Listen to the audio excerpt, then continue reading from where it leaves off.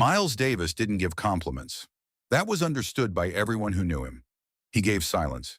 He gave the absence of insults, which in his world functioned as approval. He gave brief nods in the middle of a session when something landed exactly where it was supposed to land. Those nods were studied, preserved in memory, retold years later like evidence of something sacred. Because when Miles acknowledged you, you had been acknowledged by the most demanding listener in the history of American music. He had never given one of those nods to Kurt Cobain. He had never needed to form an opinion.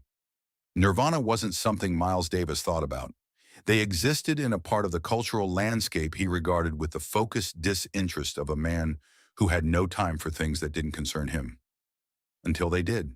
The dismissal came first, as it always does with Miles. It was the spring of 1991. He was being interviewed at his brownstone on West 77th Street in New York, a home he had transformed into something between a recording studio and an art installation. Canvases everywhere, instruments in corners, the smell of oil paint and something older underneath it. He was 65 years old and he moved differently than he used to, slower and more deliberate. But when he spoke, the voice still had that low, abraded quality that made people lean in regardless of what he was saying. The journalist was doing a piece on the state of rock music. He made the mistake of mentioning Nirvana. Miles let the name sit in the air for a moment. "Those boys don't feel anything," he said. "They're angry. Anger isn't the same as feeling. Anger is easy. You give me a kid in a garage with 3 chords and distortion, and yeah, he'll sound like he's feeling something. But he's not. He's just loud." He looked out the window. The interview continued. That quote was published, noted briefly in music circles, and then absorbed into the general background of opinions that surround any significant artist. Kurt Cobain never commented on it publicly. He was busy. Nevermind had just been recorded and was sitting at DGC Records waiting for its September release. He had no way of knowing what was coming. Nobody did. Nevermind was released on September 24th, 1991. By November, it had sold 1 million copies. By January, it had displaced Michael Jackson from the top of the Billboard charts. Something had shifted in American music. Not a trend, not a moment, but a genuine fault line. And even people who had never intended to pay attention found themselves paying attention. Miles watched it happen from a distance. He was finishing what would become Doo-Bop, his final album, a fusion of jazz and hip-hop that made his label nervous and excited him precisely because it made them nervous. He was painting. He was managing the chronic pain that had become a constant companion through that final year. He had things to do that didn't include watching MTV, but sound travels in ways that don't require your permission. His assistant had a habit of playing the radio while preparing the house in the mornings. Miles rarely commented on what played. He would sit with his coffee at the kitchen table, looking at whatever canvas he was working through in his mind, and the music would move around him like weather. One morning in late autumn, something stopped him mid-thought. He didn't ask what it was. He sat still. He listened to the verse, the chorus, the way the guitar dropped out and came back in with a violence that felt almost architectural, like a wall being built and demolished in the same motion. He listened to the voice, not the words. The voice underneath the words, the thing that the words were sitting on top of. He picked up his coffee and didn't say anything. His assistant turned the radio off when the song ended and asked if he wanted breakfast. "Leave it on," Miles said. Gordon Meltzer had been Miles's manager through the last decade of his life. He had learned over those years how to read the silences, which ones meant nothing and which ones meant something was being processed at a depth that would only surface later, sideways, in a comment that seemed unrelated until you understood the context. In the summer of 1991, Miles called him at an unusual hour. "You know that kid," Miles said. No greeting, no preamble. "The one they're all talking about." Gordon didn't need clarification. There was only one kid everyone was talking about that summer. "Cobain," Gordon said. "I want to hear what he sounds like when he's not trying to prove something." Gordon didn't know exactly what that meant. He made a call. Someone sent a tape. Not an album, not a single, but a recording from a rehearsal. Rough and unprocessed, from the sessions that would eventually become part of Nirvana's acoustic work. The tape arrived at the brownstone. Miles took it without comment. Gordon didn't hear from him for 4 days. When Miles called back, he didn't discuss the tape directly. He talked about Charlie Parker instead.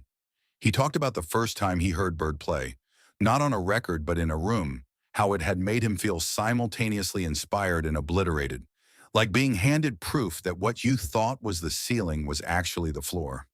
He talked about how that feeling, that particular combination of awe and displacement, was one of the rarest things in music. How you could go years, decades without encountering it. Most musicians are executing, Miles said. They're doing what they practiced. Even when they're good, you can feel the practice underneath it, the architecture of it. He paused.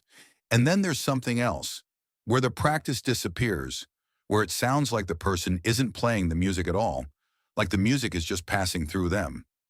Gordon waited. The kid has that, Miles said. It's raw. It's unformed in places, but it's there. He didn't say anything else about it. Gordon would spend years afterward turning that conversation over, wondering what exactly Miles had heard on that tape. What specific moment had landed in the way that very few things landed for Miles Davis by 1991? He never found a definitive answer, but he remembered the tone of Miles's voice. Careful, almost reluctant. The voice of a man acknowledging something he hadn't planned to acknowledge. They never met. That is the quiet fact at the center of this story. Miles Davis and Kurt Cobain occupied the same musical moment in history for a period of roughly 6 months, from that summer tape until Miles's death in September 1991, and they never spoke, never shared a room, never had the conversation that might have clarified what Miles heard, or whether Kurt even knew that Miles had listened at all. Miles died on September 28, 1991, 4 days after Nevermind was released to the world. He did not live to hear what the record became. He did not hear In Bloom or Lithium on the radio. He did not see the Rolling Stone covers or the Saturday Night Live performance or the slow unraveling that would follow. He heard a rehearsal tape in a brownstone in New York, formed a private opinion that contradicted the public one he had expressed 6 months earlier, and then was gone.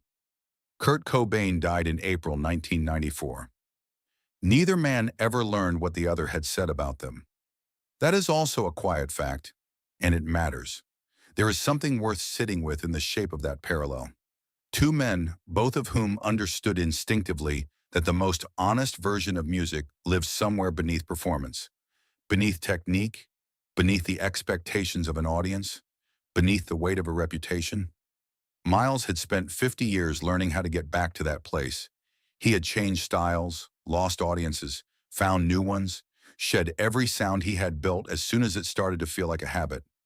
The whole arc of his career was a refusal to calcify.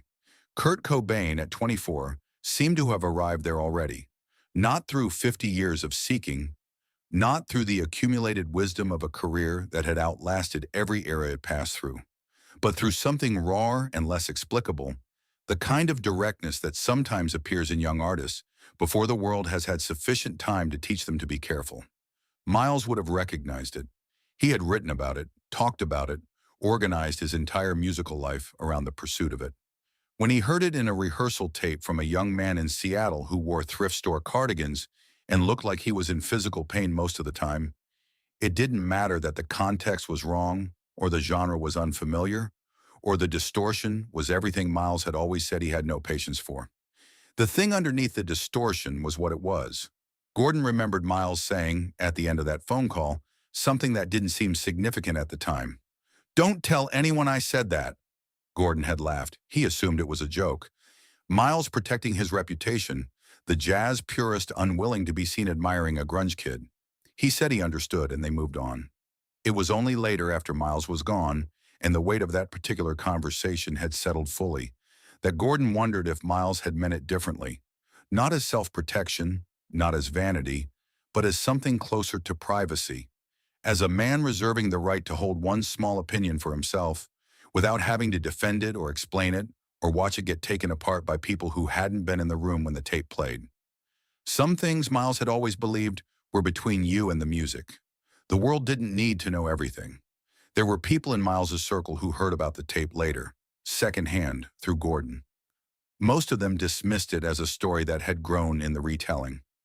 The kind of legend that attaches itself to the end of a great career because people want there to be a final revelation, a last acknowledgement that ties everything together neatly. They pointed to the quote from the spring. They pointed to Miles's well-documented impatience with anything that prioritized volume over space. They said it didn't sound like him. Gordon never argued with them. He had been Miles's manager for 10 years.